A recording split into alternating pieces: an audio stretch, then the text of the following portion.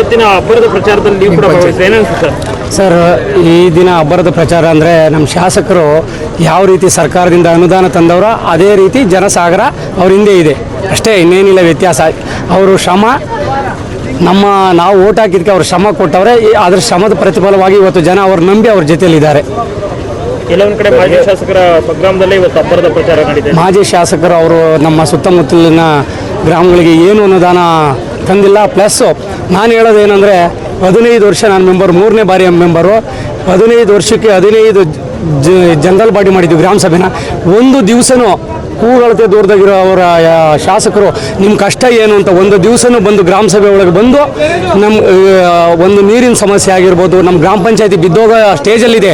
ಅವರು ಹುಟ್ಟೂರು ಮತ್ತು ಪ್ಲಸ್ ಅವ್ರ ತಂದೆಯವರು ಅವ್ರ ತಮ್ಮ ಅಧ್ಯಕ್ಷರಾಗಿದ್ದು ಪಂಚಾಯತಿ, ಆ ಪಂಚಾಯತಿಗೆ ಬಂದು ಒಂದು ದಿವಸ ಅವ್ರು ನೋಡಲಿಲ್ಲ. ಅದಕ್ಕೆ ಅವ್ರ ಬಗ್ಗೆ ನಾವೇನು ಹೇಳೋ ಅಂಥದ್ದಿಲ್ಲ. ಅವ್ರ ದೇವ್ರು ಒಳ್ಳೇದು ಮಾಡಲಿ ಅಷ್ಟೇ, ನಾವು ಅವ್ರ ಬಗ್ಗೆ ಏನು ಹೇಳೋದು ಬೇಡ. ಅವರು ಒಂದು ದಿವಸ 15 ವರ್ಷದಲ್ಲಿ ಒಂದು ದಿವಸ ಏನಾದರೂ ಪಂಚಾಯತಿಗೆ ಬಂದಿದ್ರೆ ಅವ್ರನ್ನ ಕೇಳಿ. ನಾನು 15 ವರ್ಷ ಮೆಂಬರು, 15 ವರ್ಷದಲ್ಲೇ 15 ಗ್ರಾಮ ಸಭೆ ಮಾಡಿದ್ವಿ. ಒಂದು ದಿವಸನೂ ಒಂದು ಗ್ರಾಮ ಸಭೆ. ತಮ್ಮ ಹೆಸರು ಆಂಜನೇಯ ಮೂರ್ತಿ ಅಪ್ಪ.